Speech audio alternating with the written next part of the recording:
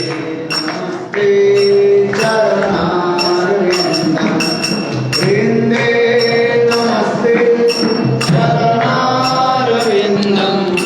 वृन्दे।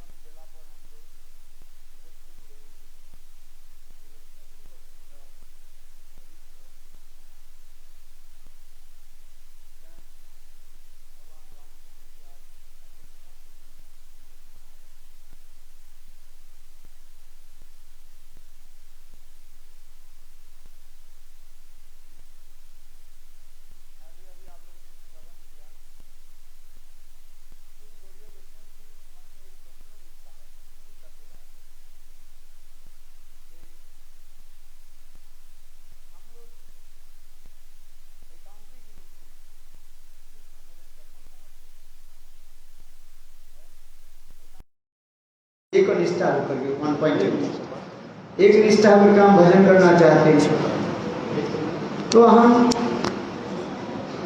दूसरे अवतारों की क्यों पूजा करें, क्यों आराधना करें, क्यों उनके व्रत रखें, ये प्रश्न भी करते रहते हैं।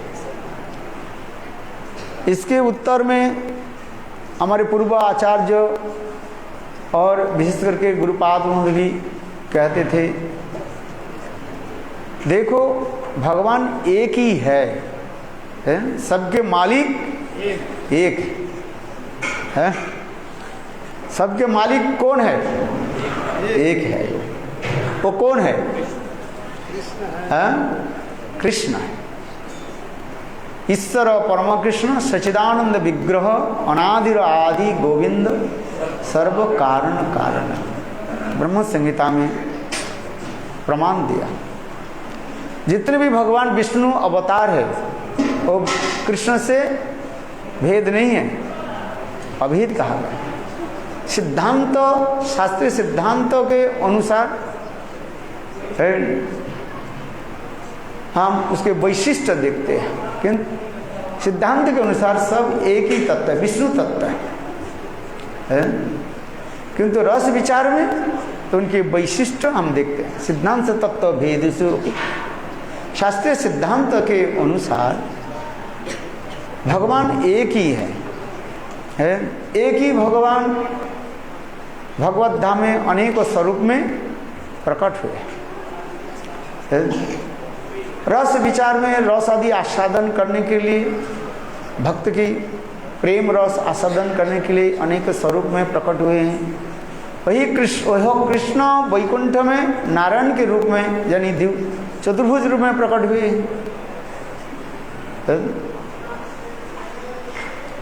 और वह कृष्ण अयोध्या में रामचंद्र के रूप में, और वह कृष्ण द्वारका में, द्वारिकापुरी में द्वारिकाधीश कृष्ण, और मथुरा में मथुराधीश कृष्ण के रूप में प्रकट हुए। मूल कृष्ण कहा जाता है बलिनंदन श्याम सुंदर, द्विभुज मुरलीधर श्याम सुंदर, ज्योतिरभ्यंतरे द्विभुज मुरलीधर श्याम सुंदर है।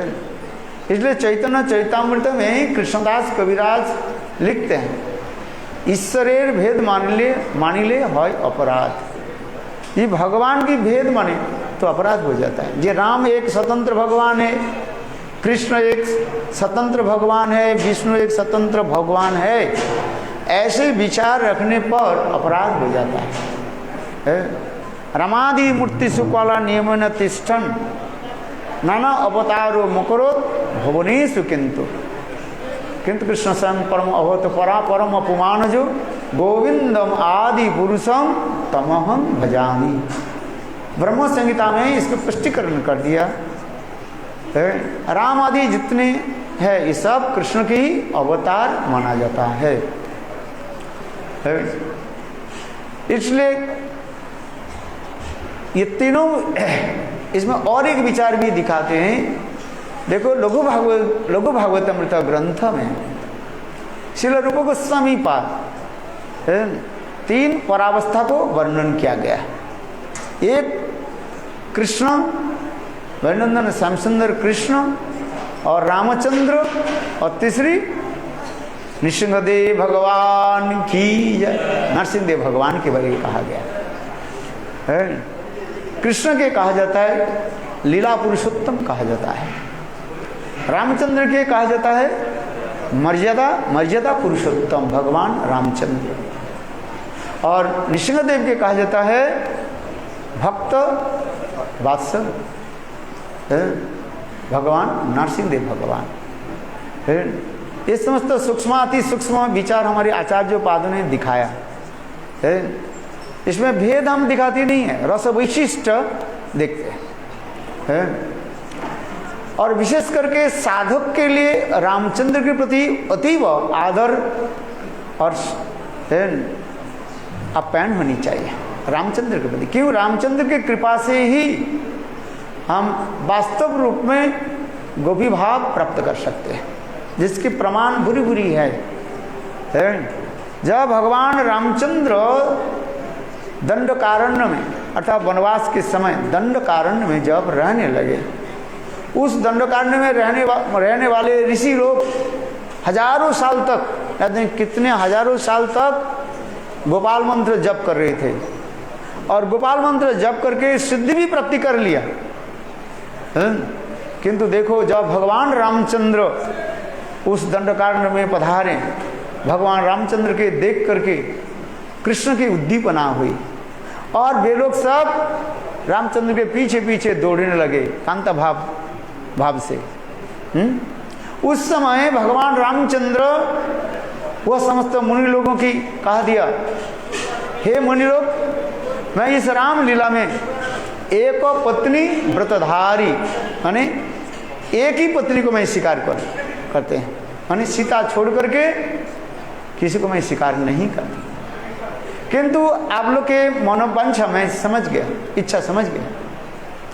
किंतु मैं आप लोग के वचन देता हूँ, इस कृष्ण रामलीला के पश्चात जब कृष्ण होकर के मैं प्रकट हूँ द्वापर युग में, तब आप लोगों के मैं सारे मनोवांछा की पूरा कर दूँ।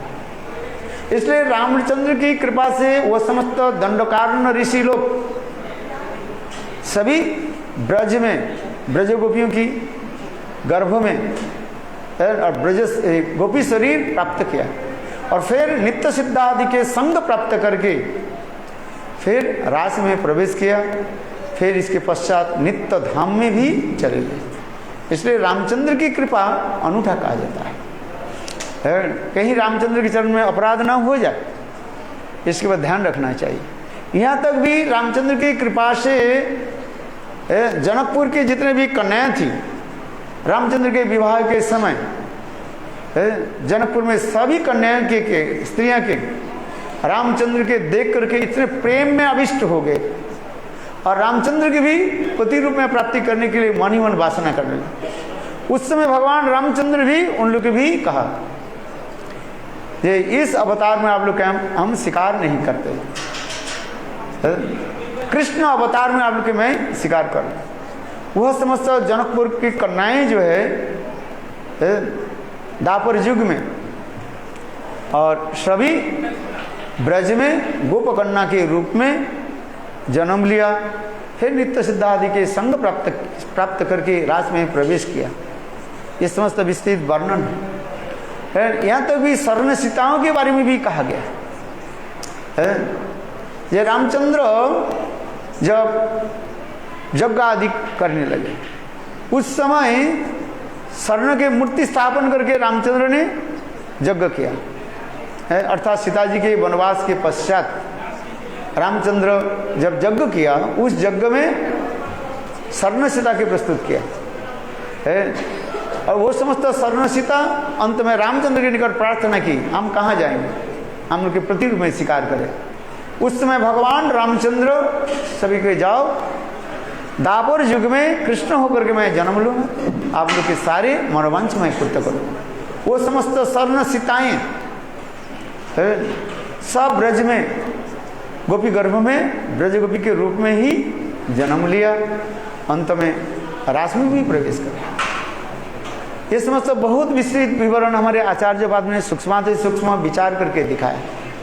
इसलिए रामचंद्र की विशेष कृपा हमें होनी चाहिए है। गुरुदेव कहते थे मैं रामचंद्र के प्रति इतने अनुरक्त था और रामचंद्र की कृपा से ही मैं कृष्ण भक्ति प्राप्ति की। यद्यपि उनके दैन है किंतु तथापि लोक लीला दर्शन कराते हैं। गुरुदेव तो नित्य सिद्ध है, रमन मंजरी है, तथापि एक साधक के भांति दीनहीन होकर के कैसे दिखाए है। इसलिए और रामचंद्र की प्रति हम इसी प्रकार श्रद्धा रखें, निष्ठा भी रखें, क्योंकि भक्ति की प्रथम पहली सोपान ऐसी है। रामचंद्र आकर के मर्यादा की स्थापना की है, यानी जी समाज की जो नियम कानून है भगवान रामचंद्र ने स्वयं आचरण करके दिखाया है। इसके श्रुति स्मृति पुराणादि नारदादि पंचरात्रिक विधि बिना ऐकांतिकी हरेर भक्ति उत्पादकी केवलम। जो श्रुति स्मृति नारद पंचरात्र आदि विधान को नहीं मान करके मनमानी ढंग से उच्छृंखल होकर के भजन करना चाहते हैं, उनके कभी सिद्धि तो बहुत दूर की बात है। इस जगत में भी सुख नहीं है और पर जगत में भी उसके सुख नहीं है। इसलिए भगवान रामचंद्र समाज को ऐसे एक सुंदर शिक्षा दे दी। मातृप्रेम, भातृप्रेम, पितृप्रेम है। एक यथार्थ राजा की जो मर्यादा उन्होंने दिखाया है, न भूतो न भविष्यति है। एक राजा होने के नाते किस प्रकार है रहते थे, स्वयं भगवान रामचंद्र कहते हैं राजा एक सन्यासी जैसे है। रामायण में कहते हैं, स्वयं रामचंद्र कहने लगे राजा कैसे होंगे, एक सन्यासी के भांति रहेंगे है।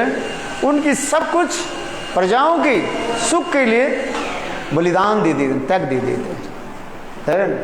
ये नहीं है जे प्रजाओं की सारे शोषण करके टैक्स ले करके है अपने महल बना कर उसमें क्या बोले सुख भोग आदि करे है।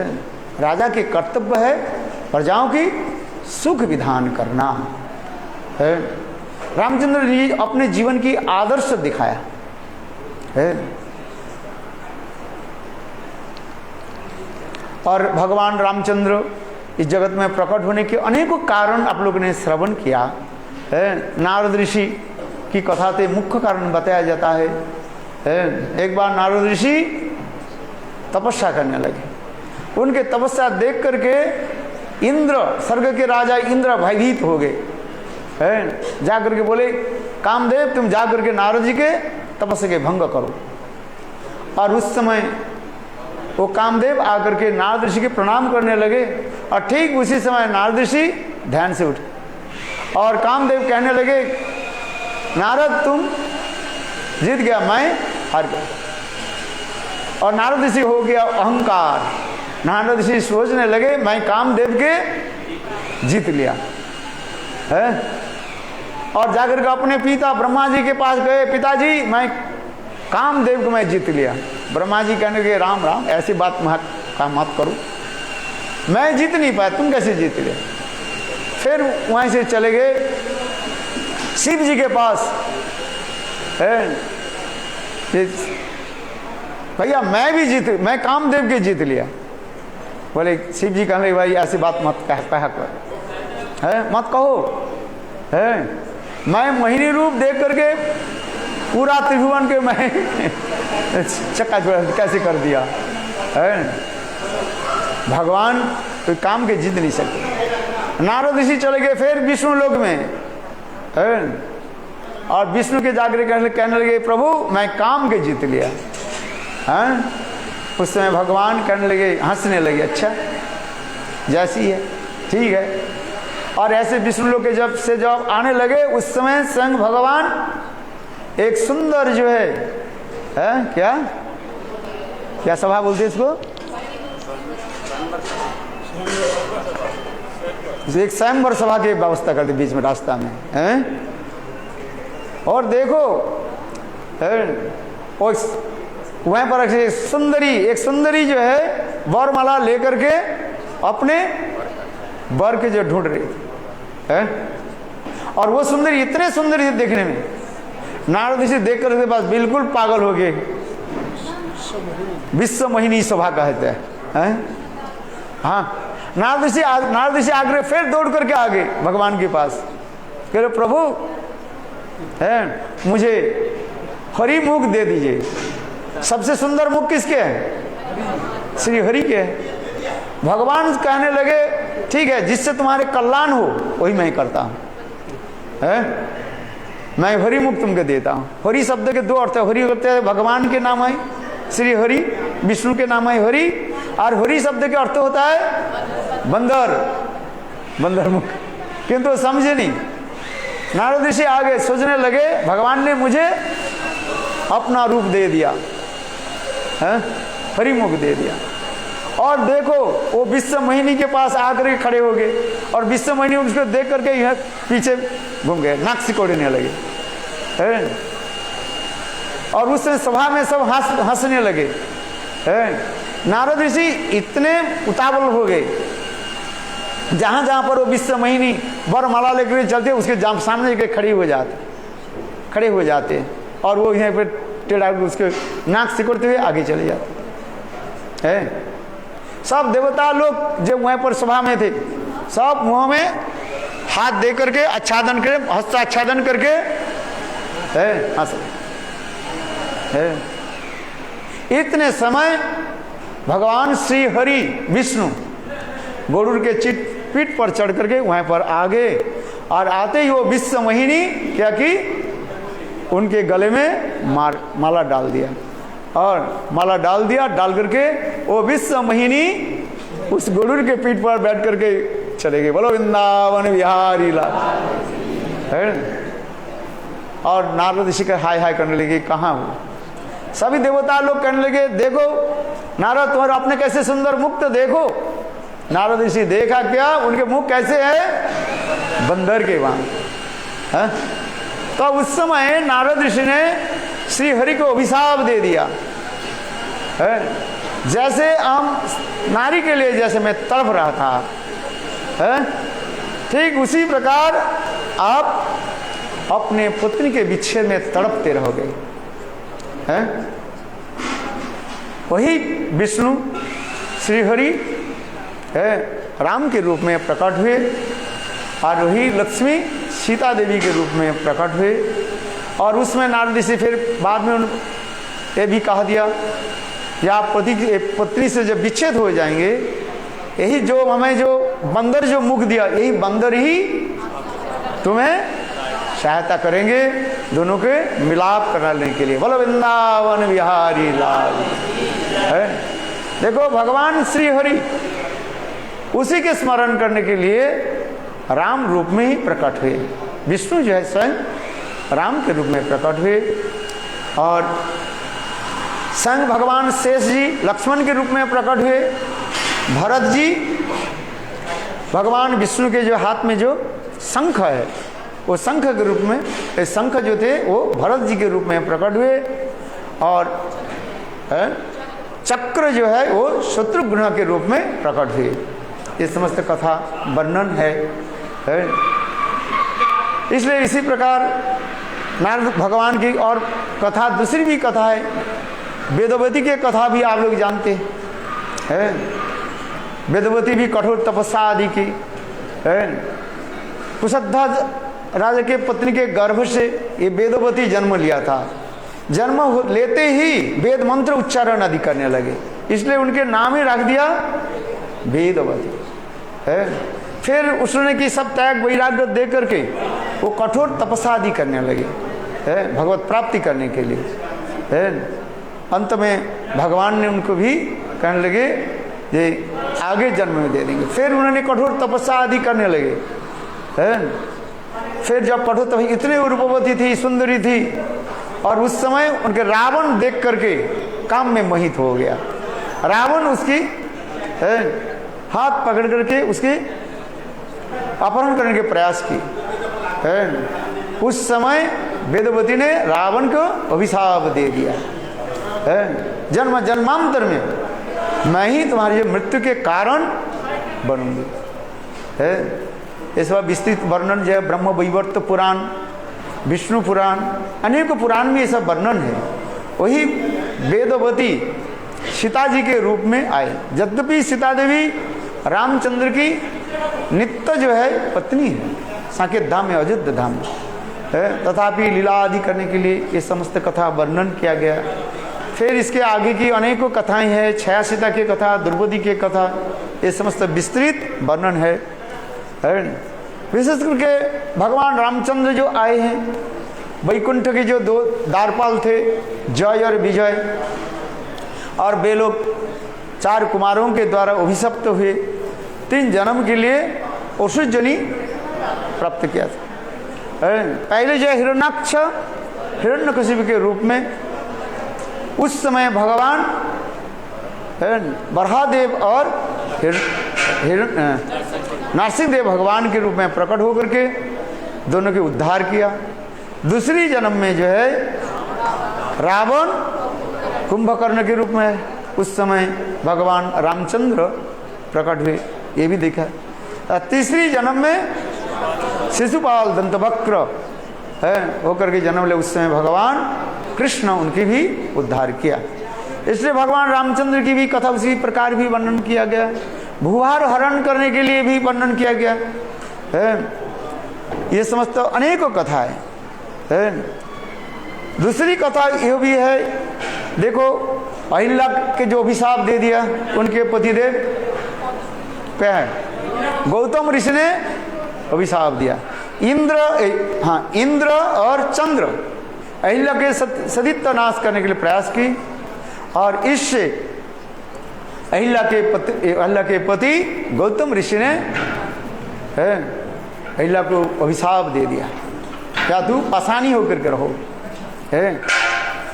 तब उन्हें जब तब स्तुति आदि की, तब उन्होंने कहा जब भगवान रामचंद्र आएंगे और रामचंद्र के चरण स्पर्श से तुम्हें पत्थर जल से मुक्त हो जाओ, उसकी भी स्मरण किया है। इस समस्त रामायण में बहुत विस्तृत वर्णन है। इस कथा को बोलते जाए तो अनेकों समय लगेगा। किस प्रकार भगवान रामचंद्र अहिल्या की उद्धार भी किया है, ये समस्त विस्तृत वर्णन है। और दूसरी जो है, देखो मातंग ऋषि के शिष्य सबरी की कथा भी यहाँ पर भी वर्णन है। इसकी भी कथा प्रसंग है। ये पूर्व जन्म में एक राजमहिषी थी। कौन? सबरी। सबरी की पूर्व जन्म की इतिहास, पूर्व जन्म में ये राजमहिषी थी। जहाँ जहाँ पर हरि कथा होती थी, ये कथा में बहुत रुचि रखती थी, राजा के साथ जाती थी। किंतु राजा राजमर्यादा होने के नाते अधिक समय तक उस साधु समाज में बैठ नहीं पाते, लौट करके आते थे। और वो राजमहिषी भी लौट करके आती थी। उनके मन में बहुत दुख हुई, जे मैं राजमहिषी होने के नाते अर्थात राजरानी होने के नाते मैं साधु संग कर नहीं पाया है। उनके मन में बहुत दुख हुई। एक दिन रात में उन्होंने क्या कि संकल्प कर लिया कि मैं प्राण छोड़ देती हूँ। और देखो वो राजमहिषी ने क्या कि संकल्प करके गंगा में अपने शरीर को त्याग दिया और मन ही मन ये भावना की ये मेरी जी जन्म हो नीच कुल में मेरा जन्म हो है। और जहाँ पर संत महात्मा रहते हैं, संत महात्मा संग हो, तो वही राजमहिषी सबरी होकर के जन्म लिया। नीच कुल में सबरी होकर जन्म लिया। फिर मातंग ऋषि के आश्रम में रही, ये सब विस्तृत कथा है। और मातंग ऋषि भी उनके वर दे दिया जे एक दिन स्वयं राम लक्ष्मण इसी कुटिया में आएंगे और तुम्हें दर्शन देंगे। ये समस्त रामायण में जो है तुलसीदास जी रामचरितमानस में ये भी वर्णन किया, कैसे सबरी रामचंद्र के दर्शन के लिए उत्कंठित होते थे। नित्य प्रत्यह सुंदर सुंदर फूलों की द्वारा वो बनाते थे, क्या बोले, रास्ता बनाते थे। और सुंदर सुंदर फलों के मिठाई, सुमिष्ट स्वादिष्ट फलों के लेकर के जो है रामचंद्र के लिए रखते थे। जो अभी टीवी में दिखाया, जो आधा खा लिया और आधा रख दिया, गुरुदेव इसके विरोध करते थे। श्रील गुरुदेव नारायण महाराज कहते थे ये कभी हो नहीं सकता है, क्योंकि यहाँ पर भगवान रामचंद्र मर्यादा है, मर्यादा के उल्लंघन नहीं कर सकते कोई है। अरे सीता देवी स्वयं अपने उच्छिष्ट रामचंद्र के नहीं दिया तो सबरी कहाँ से दे। हाँ, इतना ही तक जिस पेड़ में सुंदर सुंदर स्वादिष्ट सुमिष्ट फल थे वो थोड़ा चाख लेते थे। ये इस पेड़ के फल अत्यंत सुंदर, इसके मतलब ने उसी अपने झूठा राम जी के खिला दे। ऐसी बात नहीं है। तो ये समस्त तत्व सिद्धांत भी दिखाया गया है। फिर अंत में राम और लक्ष्मण और मातंग ऋषि के आश्रम में पधारे और सबरी को दर्शन दिया था। ये भी वर्षन है। और एक कथा मैं सुनाता हूँ, बहुत सुंदर ये कथा है। ये क्षीर समुद्र में जब भगवान विराजमान होते हैं, स्वयं शेषनाग के ऊपर स्वयं भगवान सोते हैं। एक बार की बात है, क्षीर समुद्र में भगवान नारायण विराजमान थे। उनकी पैर को देख करके, और क्षीर समुद्र में एक कछुआ था। क्या था? कछुआ है। वो कछुआ देखो भगवान की चरण कमल की मकरंद पान करने के लिए वो बार बार उछल करके आ जाता था और भगवान की चरण कमल की सुगंध प्राप्ति करने के लिए। और ये शेष जो है उसको भगवान फं करने लगे। वो भयभीत होकर के भगवान के चरण कमल के स्पर्श कर नहीं पाया। और उसी को देख करके स्वयं भगवान कहने लगे, देखो राम अवतार में है तुम केवट होकर के जन्म लोगे और तुम यथेच्छ तुम्हारी इच्छा के अनुसार मेरे चरण धुते जल के तुम पान कर लेना और तुम्हारे सारे मनोवांछा पूर्ण हो जाएगा। इसी प्रकार भी शास्त्र में वर्णन है जब भगवान रामचंद्र पृथ्वी सत्र पालन करने के लिए, पितृ आज्ञा पालन करने के लिए वन में गए और फिर जब गंगा पार करना था और उस समय वो प्रसंग बहुत सुंदर रूप में दिखाया गया। उस समय राम और लक्ष्मण सीता तो आगे, गंगा कैसे पार करेंगे? नाव के चाहिए। उस समय वो केवट के बुलाया गया और वो केवट आकर के कहने लगे, हे प्रभु राम, आप इधर आने के पहले ही मुझे एक समाचार मिल गया। बोले क्या समाचार मिला? आपकी चरण की महिमा की समाचार मुझे मिल गया। बोले क्या है? बोले आप एक पत्थर के ऊपर पैर रख दिया और पत्थर क्या हो गया? नारी बन गई।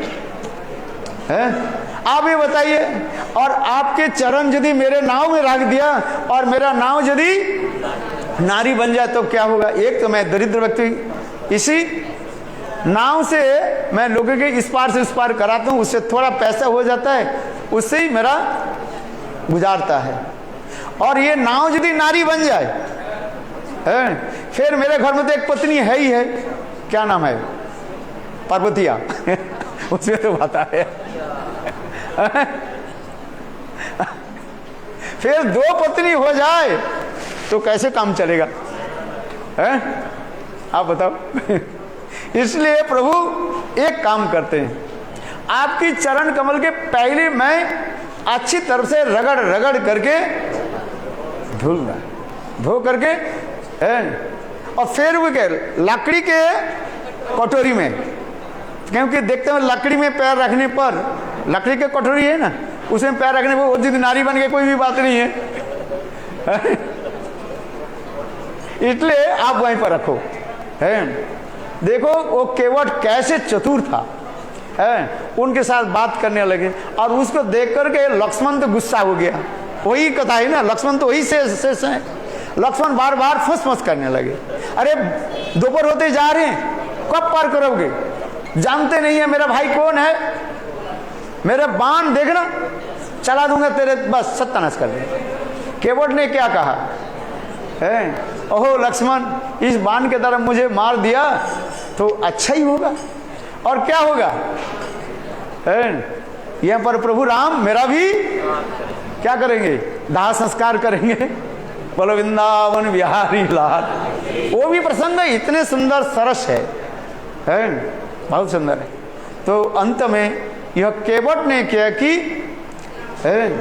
भगवान रामचंद्र के चरण कमल के जो है गंगा जल के द्वारा उसकी धोया और वो लकड़ी का कटोरी में है, पत्थर का नहीं। बोले क्यों? उसमें भी प्रसंग भी वर्णन करते हैं। बोले देखो लकड़ी में पानी चला जाता है और हर रोज आटा जो हम गूंथते हैं ना, और उसमें वो आटा आ जाएगा, एक जल आ जाएगा, चरण जल रोज हम हर रोज पान करते रहें। इसी प्रकार केवट ने क्या की उसी पूर्व लीला के अनुसार उन्होंने भगवान रामचंद्र की चरण को अच्छी तरह से धोया और उस जल को पान किया। बोलो वृंदावन बिहारी लाल की जय। जय जय श्री राधे। अभी है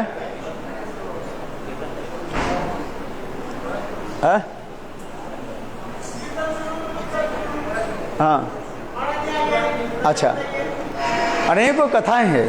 भगवान की कथा कहाँ बंद हो जाएगी? हाँ, अभी फिर बात करेंगे। अभी कथा भी, अभी वक्ता भी है हमारे कृष्णदास प्रभु है, अभिषेक के बाद कथा होगी। संजय प्रभु आए हैं, हाँ, सभी कथा बोले। बोलो वृंदावन बिहारी लाल की जय। जय जय श्री राधे। चलो हाँ, कीर्तन कर दो।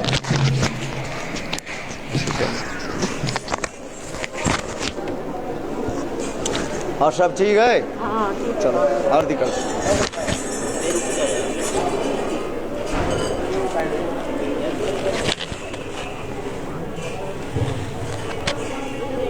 और सब ठीक ठाक है?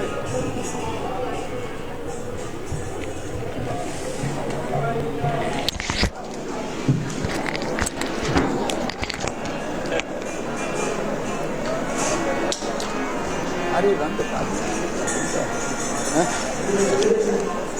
करो कहाँ जाना चेक करना है? अभिषेक से करना। हरे कृष्णा बोलो श्री राम सीता लक्ष्मण भगवान की जय, श्री रामचंद्र भगवान की। No problem. No, make another.